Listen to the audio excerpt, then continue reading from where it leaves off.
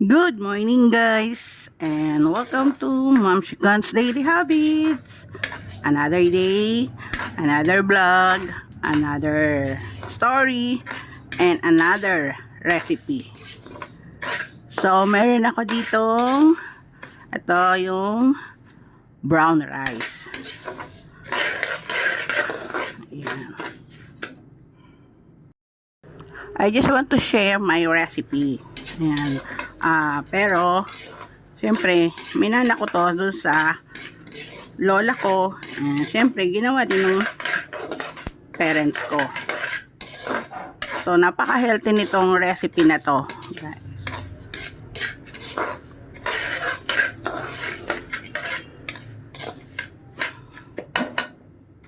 This is sinangag na bigas, rice.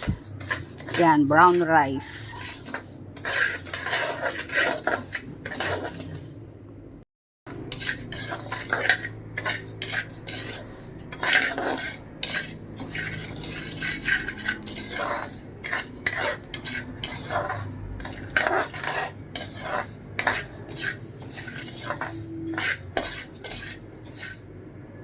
So, update tayo dito sa ating sinangag. Ayan. Ayan, medyo ayan o, parang medyo black na siya.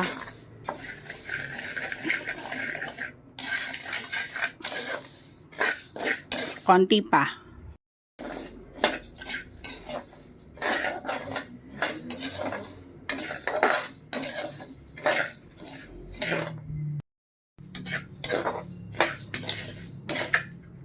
So, ito na yung consistency.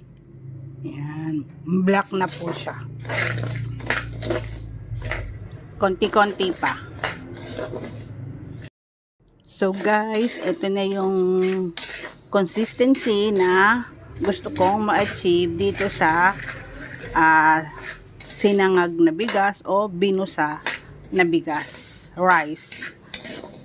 Fried rice. Ayan, oh. So, ganyan na po siya ka-dark. So, konti pa. Mas darker pa ng konti. As in, sunog. Kaya lang, kailangan lang continuous yung paghalo. So, ito kasing brown rice na to, ayan, no, may mga ilang white rice na nakamix. Hindi ko alam kung nakamix lang ba to o talagang ganyan yung klase ng brown rice. Okay guys, yung ating nalutong bigas. So, nalagay ko dito sa yan. Yan, 1 2 yan, 3. Then, yung others na natira, lagay ko dito sa jar.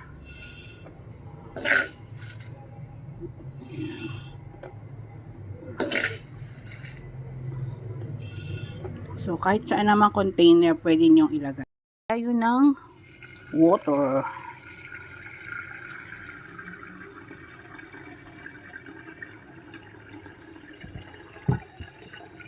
So, tansya ko lang mga 3 cups of water. Ayan, at isasalang natin. Ayan na, guys.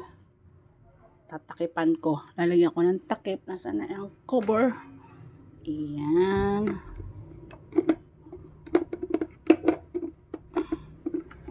Ayun, matakip. Ayun. Okay. And then, yan na. Lulutuin na natin ang kape. na bagay para sa ating heart. Ayan. Ating natirang kaping bigas. Lagay ko dito sa isang jar.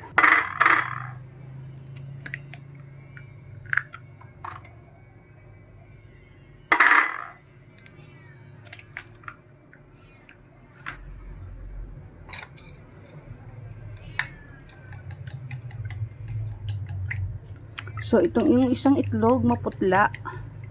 So, yan. Mas gusto ko sa egg ay yung medyo orange yung color. Ito is yellow.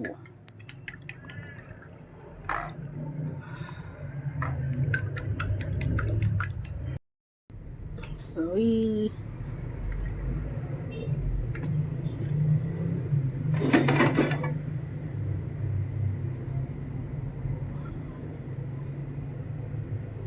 So, yan. Konting-konti lang po yung mantika nating nilagay.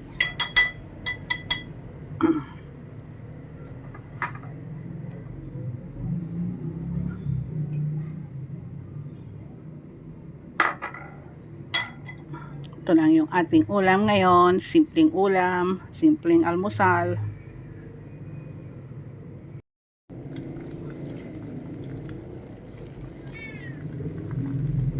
Alam nyo bang ang egg ay sagana sa nutrient, tsaka sa protein, at maganda ito sa nerve.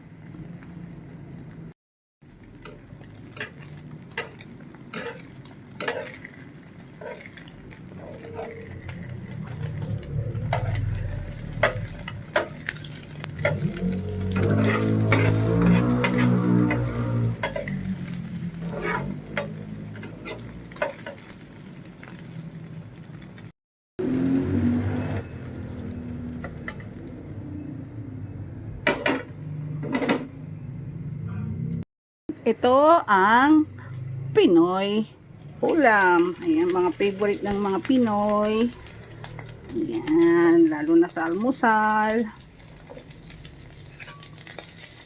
Bakit nga ba itong tuyo na to ay gustong gusto ng mga Pinoy at hate ng mga foreign. Ayan, naalala ko yung sa Canada. Sabi nung anak nung sister-in-law ko na foreigner, what a bad smell. Pero tayong Pinoy, bangong-bango dun sa amoy nito. Hindi lang naman sa foreign country, they don't like na itong tuyo. Kasi dito rin dito nga sa Pilipinas din, alam nyo ba na may mga condominium na bawal magluto ng tuyo? Kasi yung son ko minsan, yun nga, doon sa condo sa Mandaluyong, bawal daw magluto ng tuyo. Isa yun sa rules.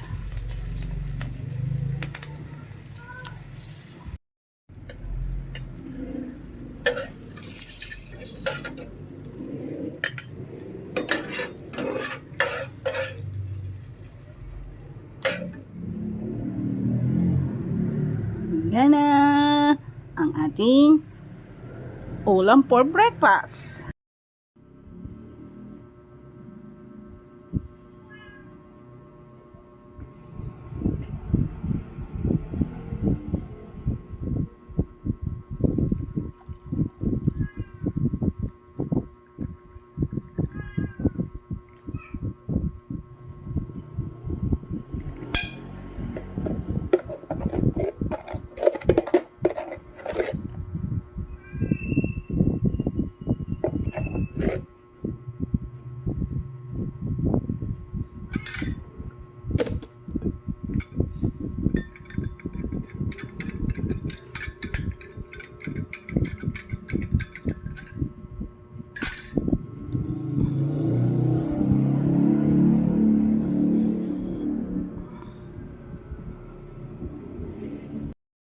So guys, kain na tayo.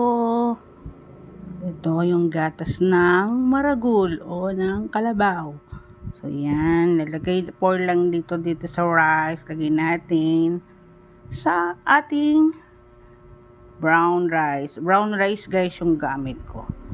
Ayan. Tapos, meron akong konting salt. Yes, rock salt. Ayan. Ayan na. And then, syempre, ito yung favorite nating mga Pinoy. Ang tuyo. So, perfect match po ito dito sa gatas ng maragul. Kapampangan po yata yung maragul yun. Yung ibig sabihin, ng damulag. Maragul na damulag. Damulag is Carabao. Ayan. At kakain na tayo. Ako guys, ang sarap nito talaga. Sino yung nakaka-relate dito? Comment down below. Ayan, tapos, ito na yung ulam. Ayan, tasubo, kain.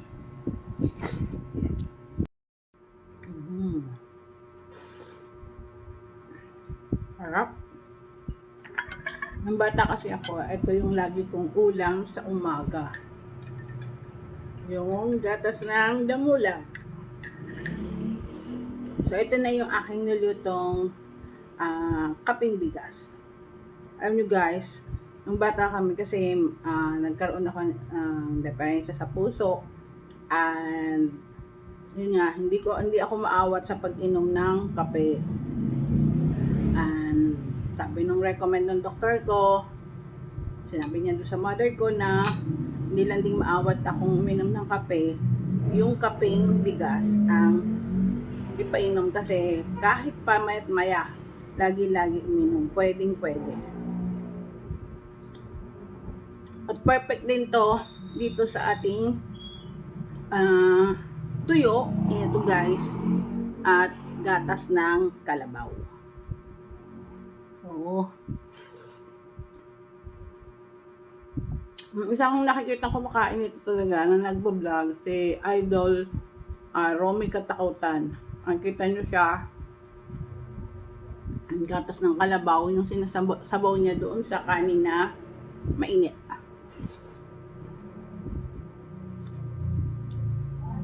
Anong bata ko, ito talaga, kahit wala akong gana pag walang ganang sa umaga kumain, tapos papasok sa school, pero pag nakita ko na yung gatas ng kalabaw, yun, nagprito yung mama ko ng tuyo, ayun na.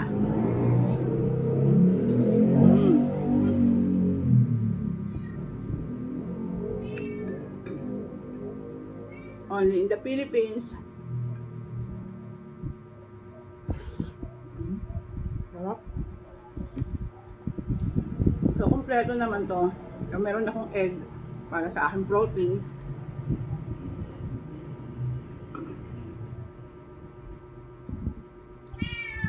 Nakakamiss tong ganito. So, back the old days.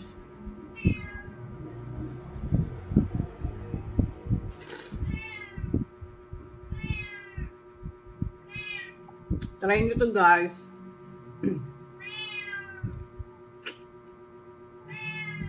Sa mga bata, yung ayaw kumain ng tuyo. So, okay lang din. Pwede naman din tong yung danggit.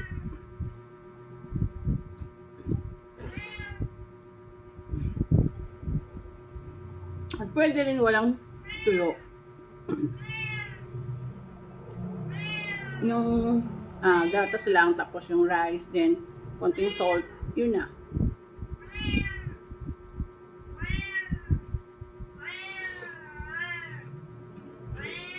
Ano yun yung aking alaga. Wait lang. So, thank you for watching guys, and see you again for more. Bye!